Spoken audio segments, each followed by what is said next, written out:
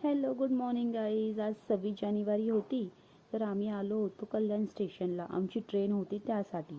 आरो पण सकाळी सकाळी लवकर उठला, पण त्याची झोप काय अजून गेली नव्हती, तो झोपेतच होता. कल्याण स्टेशनला आल्यानंतर आम्हाला असं कळालं की आज ट्रेन ह्या लेट आहेत.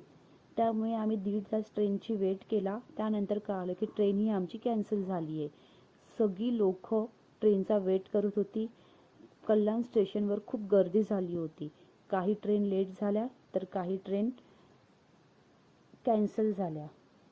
त्यानंतर फायनली आमची ट्रेन आली. आम्ही बसलो ट्रेनमध्ये.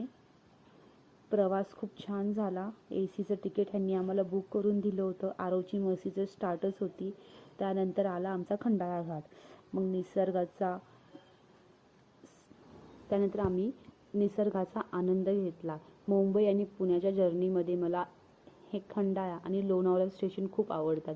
हे स्टेशन बघण्यासाठी खास मी खिडकीत बसते. आणि खंडाळा तर खूपच सुंदर आहे. हे बघताय तुम्ही, हा निसर्ग पावसामध्ये तर अजूनच सुंदर दिसतो. इथे मंकीज वगैरे पण खूप असतात. आमच्या आरोला ते बघायला फार आवडतात. बघा किती सुंदर असा निसर्ग आहे. पावसाळ्यामध्ये ग्रीनरी खूप छान वाटते.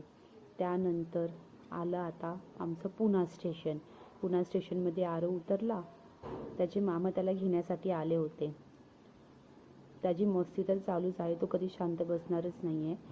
मग त्याला सांभाळत आम्ही पुणा स्टेशनवरून निघालो.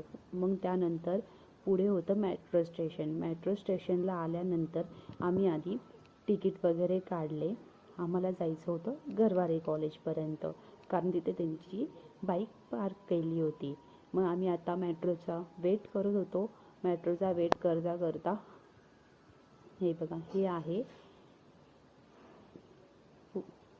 पुणा स्टेशनच्या इकडचं मेट्रो. नंतर मेट्रो आली. मेट्रो आल्यानंतर आम्ही मेट्रोमध्ये बसलो.